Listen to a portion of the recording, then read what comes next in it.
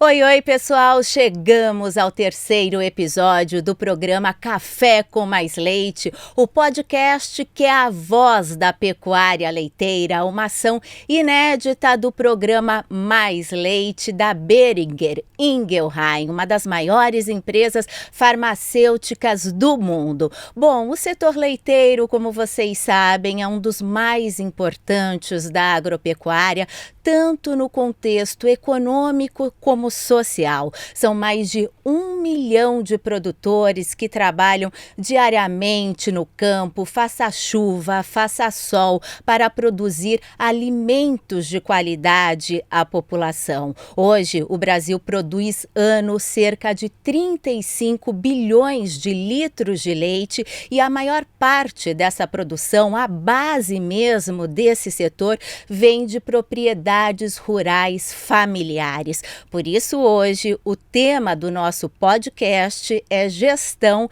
e sucessão familiar. O nosso estúdio aqui está recheado de belas histórias que nós iremos dividir com vocês. Todos presentes estão vacinados e testados, estamos seguindo à risca todos os protocolos para a prevenção da Covid-19. Eu inicio, então, apresentando o Nivaldo Grando Júnior, ele que é diretor de divisão de grandes animais da Boehringer Ingelheim. Bem-vindo. Olá, Paula. Tudo bem? Tudo jóia. Família Janck também presente aqui, da Fazenda Agrindos, uma das 3 maiores produtoras de leite do Brasil, com 76 anos de atividades e com 3 gerações familiares na lida. Eles também vão abrilhantar o nosso podcast, começando aqui ao meu lado com o Roberto. Bem-vindo. Prazer estar com vocês aqui hoje, Paulinha. Prazer é nosso. E as filhas do Roberto, do meu outro lado, a Diana e a Thaís. Bem-vindas. Muito obrigada, Paulinha. Um prazer. Um prazer, Paulinha. Prazer nosso. E a Lucila, fechando aqui o nosso seleto time de convidados. Ela é que é da Fazenda Humaitá e trabalha juntamente com o pai. Cada vez mais vem tomando as rédeas dos negócios. Bem-vinda, Lucila. Obrigada pelo convite, Paulinha. A gente que agradece. Nivaldo, vou começar então com você, né? Falar sobre sucessão familiar é falar também um pouquinho sobre a história da Boehringer, uma história centenária e que tem raízes familiares. O próprio nome da empresa é uma homenagem ao seu fundador, não é mesmo?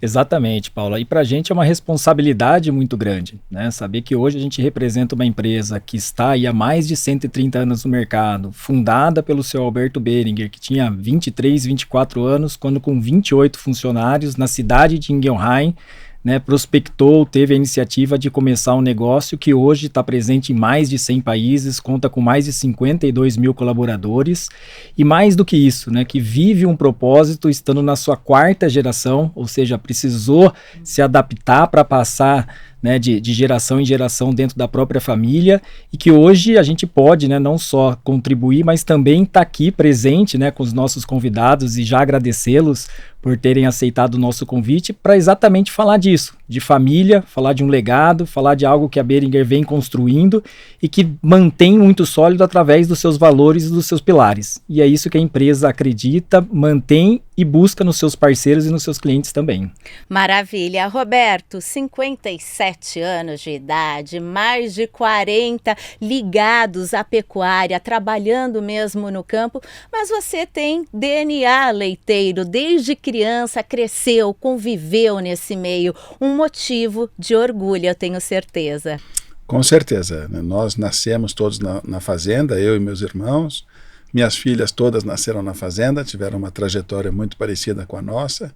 Então a mistura lá da vida familiar, do lazer e da empresa sempre estiveram juntos com toda a família. Então, o ambiente de trabalho é o mesmo ambiente de lazer. E agora eu queria saber das meninas, né? Da Diana, que é publicitária, a Thaís é advogada. Como que vocês foram se aproximando do campo? Acho que desde 2018 vocês vêm dando uma nova cara, incorporando modernidade, principalmente ao braço de varejo da Agrindos, que é a marca LET. A nossa família é muito formada por agrônomos, né?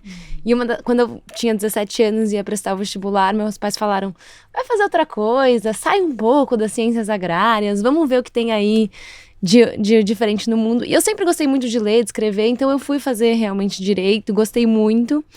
Mas chegou num momento, depois de eu ter trabalhado em escritório, depois de eu ter trabalhado na área jurídica de empresas, que eu falei, não é isso que eu quero. Acho que eu quero testar alguma coisa aí com vocês e tal.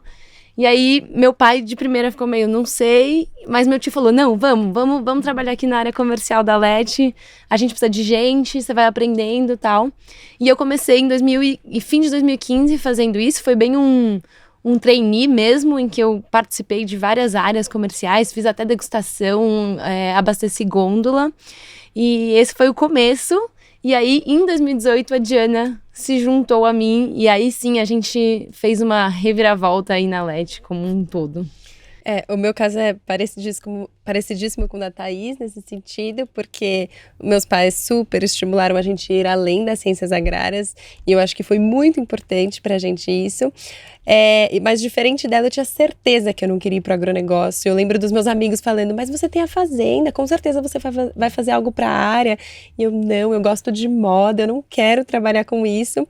Até que eu já estava formada, já tinha trabalhado em empresas de moda e surgiu uma oportunidade de fazer uma virada de mesa com a marca, né? Reposicionar toda a LET. E aí sim, era totalmente no meu core, totalmente no mundo que eu gosto de trabalhar. E aí eu voltei por decisão própria e com o convite também do meu tio, que falou, Di, eu acho importante você estar aqui nesse momento, e para mim isso foi incrível. E eu acho que é interessante porque a decisão foi tomada mais velha, de forma racional, por vontade própria, e aí sim, aí vem a carga do emocional que é muito forte, né, de você estar trabalhando com o negócio da família. Ou seja, a LET ganhou uma roupagem nova, né, e os resultados já começaram a aparecer após as implementações que vocês adotaram.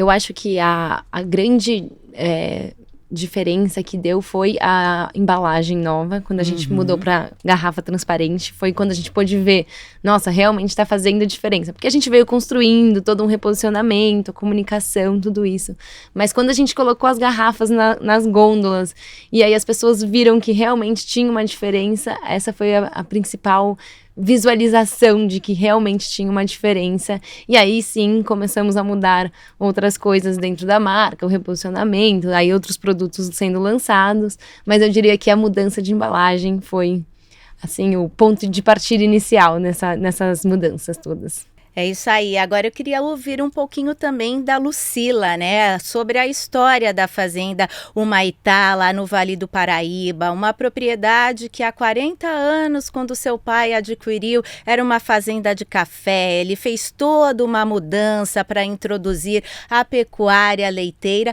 e hoje, aos pouquinhos, você também vem se aprofundando cada vez mais. Você fez uma mudança até de profissão, podemos assim dizer, né, Lucila?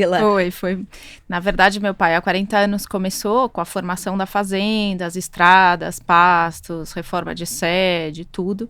Isso sempre foi uma paixão dele, essa formar a fazenda e a atividade leiteira. Mas a gente sempre morou em São Paulo e ele ia aos fins de semana, né, para visitas, para cuidar e gerir tudo.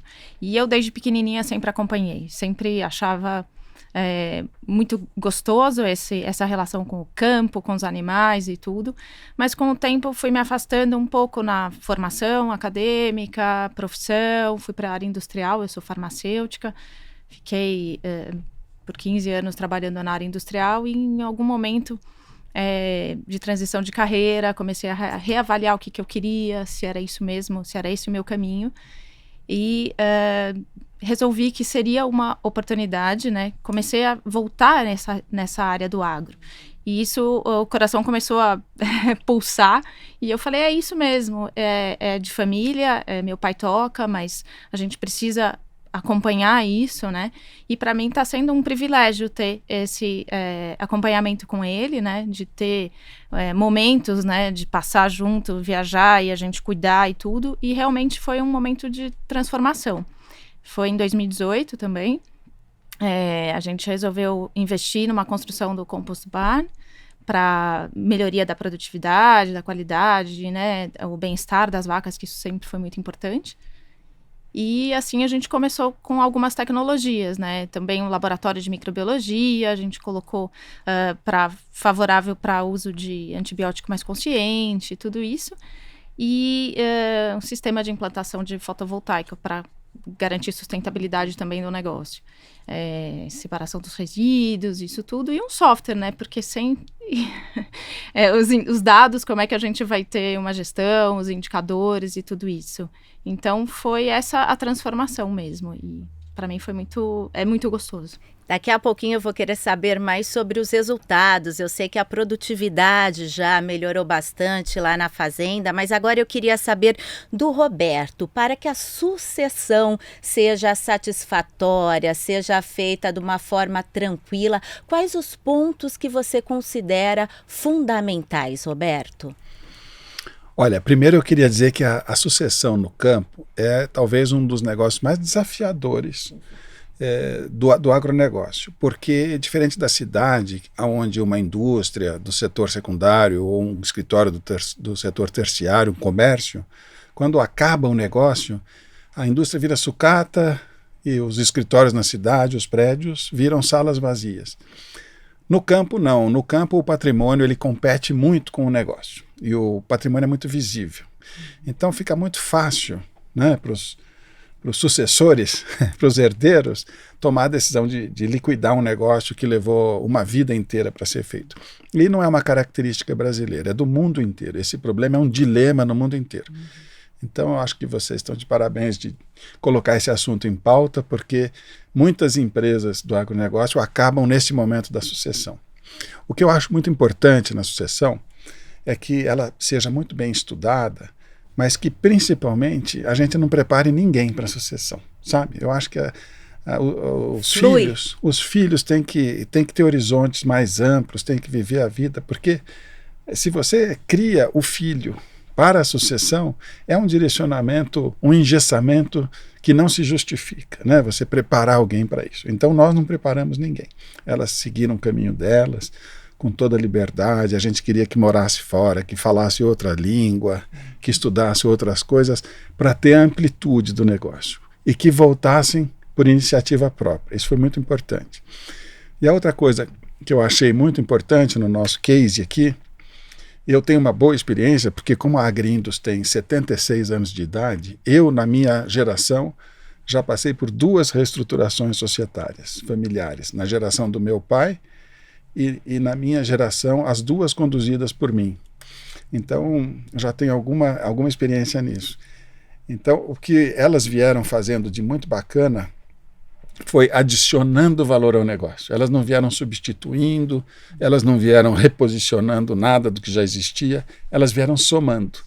E no nosso caso, vieram somando no além da porteira da fazenda, adicionando valor à marca, a todo um projeto que já existia, mas que elas souberam contar a história de uma forma que a gente nunca soube, com uma competência que a gente nunca teve, e principalmente falando uma linguagem jovem, disruptiva, que nós nunca falamos. E que nós entendemos que é o futuro. Quer dizer, agora o futuro é falar sobre sustentabilidade, né? Falar sobre essa linguagem jovem, as certificações, tudo que elas fizeram e nós não fomos capazes de fazer, e justamente entregamos a responsabilidade para elas. Então isso foi muito bacana no nosso processo. Ele falou sobre certificação, né? O Roberto acabou de dizer, e vocês foram a primeira marca brasileira a receber o selo de vacas A2A2 conferido pelo movimento Beba Mais Leite. Hoje, quanto % da produção leiteira da fazenda vem desse rebanho? Na verdade, isso funciona assim. As vacas A2A2 é uma genética, é um gene de codominância das vacas leiteiras, e é um processo que surgiu no processo de domesticação da vaca lá no norte da Europa há 5.000 anos. Então é uma coisa que foi descoberta recentemente, mas tem uma história antiga. E todas as raças de leite do mundo estão contaminadas por o gene A1, numa mutação genética natural das vacas, que produz um composto orgânico, é um peptídeo chamado BCM7. Não vou falar de técnica aqui, só rapidamente, mas esse peptídeo ele é indigesto para uma boa parte dos seres humanos, e os sintomas são muito parecidos com o da intolerância à lactose. Não é intolerância à lactose, é a digestão incompleta da proteína. E descobriram que haviam vacas originais, com a genética original do leite original, que é o mesmo leite da mulher, que é o mesmo leite da búfala, da cabra, né? Então, antigamente, quando alguém dizia, eu não consigo tomar leite de vaca, me faz mal, né? E alguém falava, então toma leite de cabra. Essa era a solução dos mais velhos, né? E o que é que o leite de cabra tem? Ele é beta-caseína A2A2. Então é só isso. E nós fomos direcionando essa genética A2A2 desde que ela esteve disponível, quando caiu a patente de quem fez essa descoberta, que foi na Nova Zelândia nos anos 90. Então essa patente caiu em 2015, nós começamos a mexer com essa genética em 2016. Hoje nós temos praticamente 100% do rebanho jovem A2A2 e temos aproximadamente 50% das vacas A2A2. E todos os nossos produtos que entram na indústria, na marca LET, são 100% A2A2. Então nós estamos num caminho muito rápido para ter 100% do rebanho certificado A2A2. Muito bacana. Agora eu queria saber do Nivaldo, depois também se a Lucila puder complementar, para que todo esse processo também flua bem, é necessário o engajamento dos colaboradores. De que forma a Boehringer faz isso? Isso é fundamental, porque a empresa, na verdade, qualquer uma, né? Acho que tanto a gente aqui, mais voltada para a produção de insumos, eles ali na produção de leite ou derivados, a gente carrega uma marca, mas a gente é feito de pessoas, né? Quem está ali no dia a dia, quem se dedica e quem está realmente conectado com o seu propósito, que leva uma marca, uma empresa para um patamar diferente. E isso vem muito forte, obviamente, ganhando cada vez mais proporção quando a gente pensa na população mais jovem, né, que ainda quer essa questão do engajamento, de ter um propósito a se dedicar, a se transformar. Então, o que a gente vem fazendo e acredita muito dentro da Boehringer é, primeiro passo, essa questão da inclusão, né? Fico muito contente de termos 3 mulheres aqui, né, assumindo esse próximo passo dentro da propriedade, o que já mostra que também a pecuária leiteira tá se modificando. Gosto muito quando o Roberto fala, né, não, a gente não se preparou, a gente deixou, né, que as meninas fossem viver o mundo. Ele preparou, né? Ele foi dar para elas o direito de saber o que ele não sabia que ele não sabia. E isso é muito rico, porque se a gente fica ali na nossa bolha, vivendo só da nossa verdade, a gente acaba cometendo sempre os mesmos erros. Então a Boehringer, com seus colaboradores, com seus parceiros, né, a gente tem propósitos de longo prazo, né, com o objetivo de perpetuar tudo isso, busca exatamente isso, dar voz às pessoas, dar autonomia para quem está fazendo parte do nosso negócio e principalmente trazendo uma visão, uma opinião sempre que possa nos colocar em outro patamar. Lucília, eu sei que essa também sempre foi uma preocupação do seu pai. Sim, meu pai sempre teve uma relação muito próxima aos funcionários, aos colaboradores, isso ele sempre fez questão de tratar e incluir eles a todos os processos, as decisões, e que para que todo mundo vista a camisa, né? Eu acho que é importante conscientizar que todos eles fazem parte do negócio, que todas as etapas da produção são importantes para garantir qualidade, que seja na criação da bezerra, numa novilha em idade reprodutiva, ou propriamente o leite, né, de qualidade. Então, todo mundo engajado nisso, né, envolvido nesse processo, com metas também possíveis, né, e compartilhadas, para que sejam os resultados discutidos com frequência, os indicadores, para que eles tenham esse retorno, né, do trabalho e não são sempre coisas boas, às vezes tem ajustes, normalmente se discute para chegar num ponto comum, mas é vestir a camisa, é isso que é importante. O bem-estar também dentro da fazenda, né, entre os colaboradores, que a equipe esteja integrada, que o ambiente seja saudável, que gere bem-estar entre as famílias, as crianças e tudo isso. É fazer o que a gente ama, né, com pessoas que acreditam no nosso propósito, que amam também, né? Então isso é muito importante. Agora, eu queria que você falasse dos ganhos de produtividade que vocês vêm obtendo ao longo dos últimos 3 anos, mais ou menos. A gente, com essa virada da construção do Compost Barn e a inclusão de melhorias nos processos, controle de sanidade maior, a gente teve um ganho de 30% a 40% de produtividade, né, entre os animais. A gente não comprou animais, eram os mesmos animais que vinham na fazenda.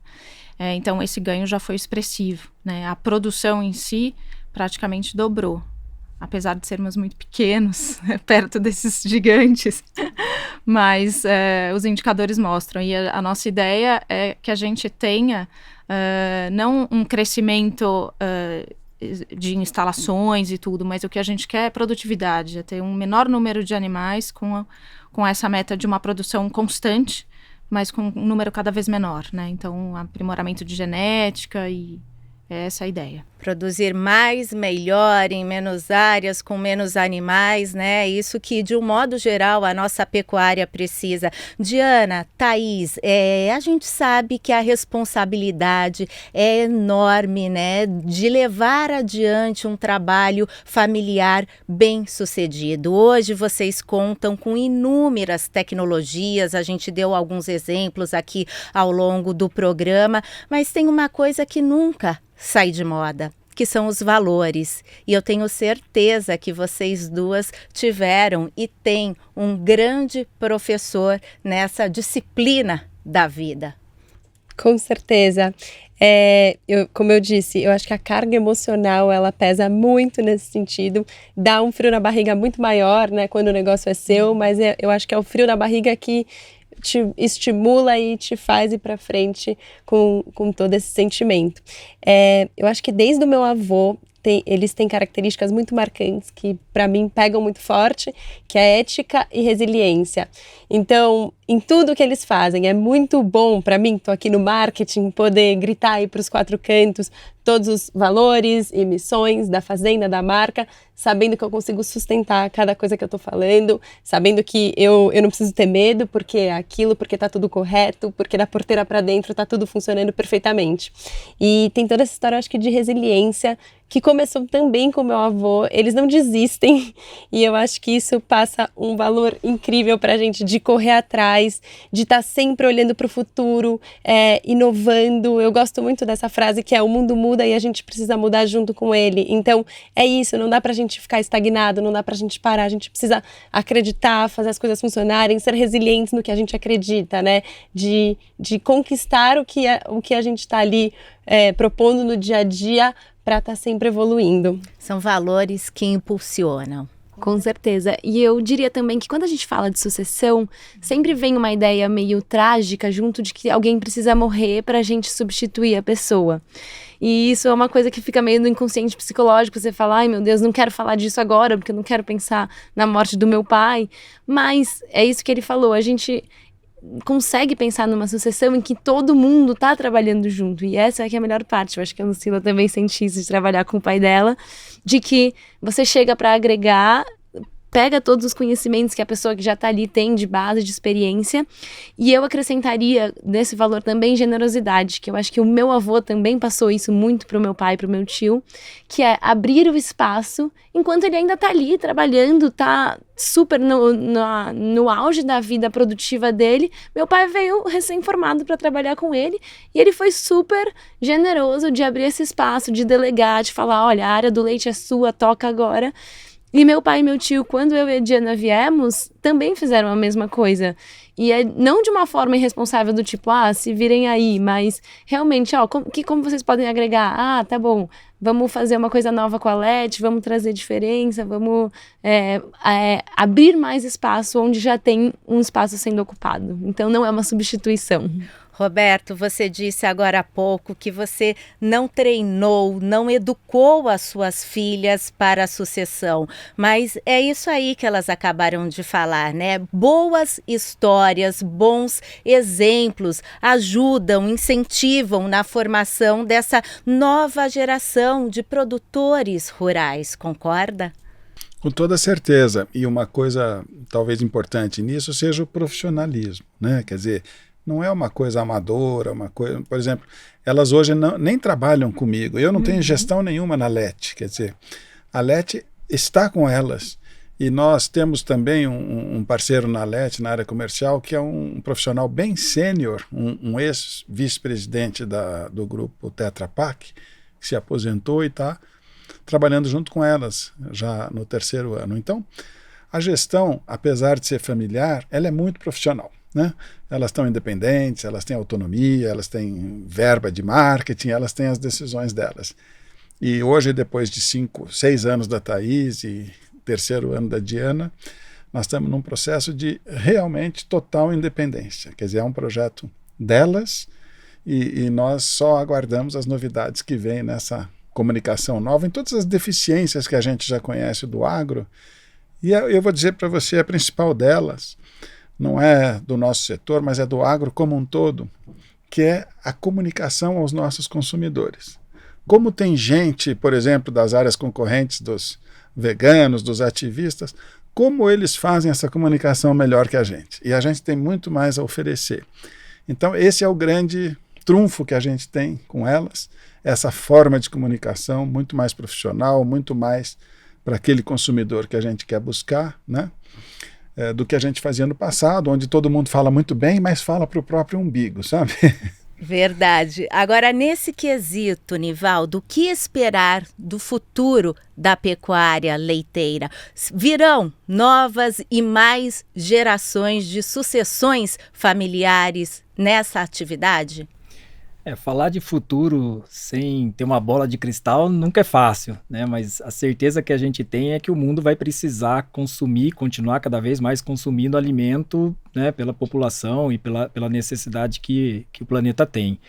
E cada vez mais a questão da sustentabilidade, da reputação, né, dos cuidados de onde vem aquele alimento, aquele produto que eu estou consumindo, qual que é a responsabilidade social, ambiental que está por trás, né, daquele produto, daquela embalagem, daquela marca, como vocês falaram, vai ser cada vez mais fundamental. Nós, como consumidores, independente do produto, estamos ligados e somos motivados a isso. E não é diferente da nossa cadeia. E quando a gente pensa na cadeia leiteira, com todos os desafios que vêm do agronegócio, com toda a pressão que vai existir pela área de grãos crescendo, né, por outras necessidades, o uso de tecnologia faz parte, vai ser aí um trabalho, lógico, sempre fundamental. A inovação e buscar se diferenciar dentro do mundo de commodities também ajuda muito, mas acho que o grande exemplo, ou aquilo que a gente acredita muito que vai sustentar o futuro é o que a gente está vendo nessa mesa aqui hoje, né? São mais de 70 anos de história, são 40 anos de história pautadas por valores, de pessoas que vieram para fazer parte daquele segmento. E não que a gente tenha nada contra quem é um investidor ou quem vê ali como uma oportunidade que entra ou que sai, mas a gente sabe da importância de ter essa história por trás, né? De ter o respaldo de uma marca que você pode defender com amor, com carinho, mas que você sabe que os valores estão conectados com aquilo que você fala, com aquilo que você leva, com aquilo que você apresenta. Então essa responsabilidade cada vez maior para quem produz e para quem leva essa bandeira vai nortear o que a gente chama do futuro, seja da pecuária leiteira ou de corte.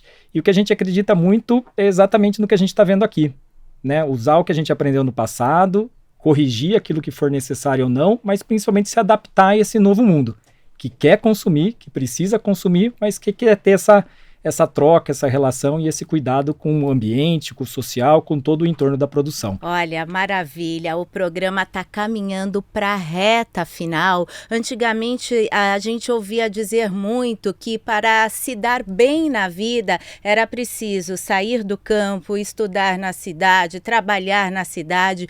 Hoje nós temos infinitas possibilidades no campo e é nesse campo que o Brasil bate um bolão, porque o nosso país tem DNA rural. Então, rapidamente, as palavras finais, começando aqui com a Diana.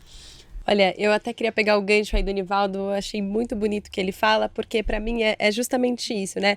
O futuro só com bola de cristal, mas eu não tenho a menor dúvida de que os sobreviventes serão aqueles com valores muito bem definidos, com propósitos muito claros, né? O consumidor, ele tem total direito de saber o que acontece por trás, e é isso que a gente vem fazendo na LET, e é isso que eu acredito. A gente consome e esse consumo, ele precisa ser consciente, a gente precisa saber da onde esse produto vem, quem produziu, por quais etapas ele passou, qual foi a relação com o meio ambiente, com os animais, e isso eu acho lindo do campo, de você estar produzindo alimento e como esse alimento está sendo produzido. Então, hoje eu sou muito feliz por fazer parte do agronegócio e desse setor que é literalmente levar comida para os brasileiros. Thaís? Continuando nesse contexto, quando a gente veio para São Paulo para fazer faculdade, a gente percebeu como os nossos amigos não tinham ideia do que acontecia numa fazenda de leite. E aí, assim, a diferença de um leite tipo A ou de um leite de caixinha ou coisa assim. E aí, quando a gente começou a conversar, o que a gente vai falar sobre a LET? Vamos comunicar e vamos estreitar mais essa distância entre o campo e a cidade.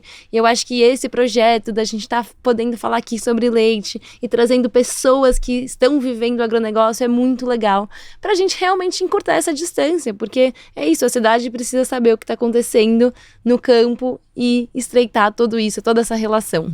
Lucila? Eu entendo que tem muitas oportunidades, né, no agronegócio. O Brasil, como você falou, tem oportunidades de mercado enorme. Então, eu acredito que as pessoas mais jovens que tenham essa visão, que tenham coração agro, porque precisa dessa paixão, podem usar muito da tecnologia ao seu favor e produzir mais e melhor, e cuidando do meio ambiente e dos animais. Eu acho que são pilares que não vão sair mais de moda. Quer dizer, é o que precisa hoje. Comunicar aos clientes, né, consumidores, isso, eles estão muito exigentes e precisam entender como é que é feito e tudo isso que as meninas falaram agora. Uma transparência do campo à mesa. Com você, Nivaldo. E sem ser repetitivo, mas, né, voltando a um tema que a gente tratou aqui da importância do propósito, dos valores, e saber reconhecer isso como um ponto forte, né? Quantas empresas, quantas marcas não gostariam de ter as histórias que a gente tem? Digo a gente do agronegócio, né? Vocês produtores, né? Eu podendo hoje representar de novo uma empresa aí centenária que leva o sobrenome da família, né? Hoje eu não sou responsável por entregar o resultado financeiro, eu sou responsável pela reputação da Boehringer, que é muito além de simplesmente, né, bater metas, atingir resultados. E esse caminho vai pautar o agronegócio brasileiro porque a gente tem essas histórias. Essas histórias fazem parte do nosso dia a dia. E como o Roberto muito falou, se a gente não conta, alguém conta pela gente. E não necessariamente pode estar contando da melhor forma. Então a gente tendo esse protagonismo, né, continuando parceiros, juntos e levando essa voz para frente, eu não tenho dúvida que ela vai ecoar cada vez mais e a gente vai ver, né, essa geração, a próxima geração deles aqui com a gente, tendo muito sucesso e alimentando o mundo, sem dúvida. Roberto, sua mensagem final. Olha, eu acho que tudo isso que nós falamos aqui, esse aspecto de produzir alimento, ele tem uma coisa muito séria, né? Então, nós temos uma equação para a humanidade que é muito difícil de resolver, que é terra e água estáticas com população crescente. Então, vendo essa geração dessas 3 meninas, né, com essa consciência do que a gente precisa fazer, de produtividade como um compromisso com a sociedade, de um bom uso da água, um bom uso da terra, né, uma baixa pegada de carbono, especialmente a gente que faz um alimento com baixo processamento, produzido localmente para ser consumido fresco por famílias locais, nesse conceito que chama-se Local Produced for Local Families. Eu fico muito feliz de ver que isso tem uma perpetuidade, que isso tem um entendimento da geração jovem, que tem uma mensagem sendo transmitida de uma forma tão moderna para uma geração jovem que fala uma língua que a gente já não fala, né?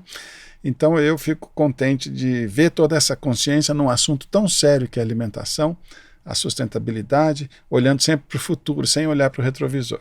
Fico feliz. Parabéns a todos vocês. Eu também fiquei muito feliz de estar aqui hoje ouvindo e compartilhando com a nossa audiência a história de cada um. Até a próxima. E muito obrigada a todos também pela audiência, a companhia e o carinho no 4º episódio do programa Café com Mais Leite, o podcast que é a voz da pecuária leiteira. Vamos falar sobre BVD, diarreia viral bovina. Eu espero vocês. Até lá. Beijo grande. Tchau, tchau.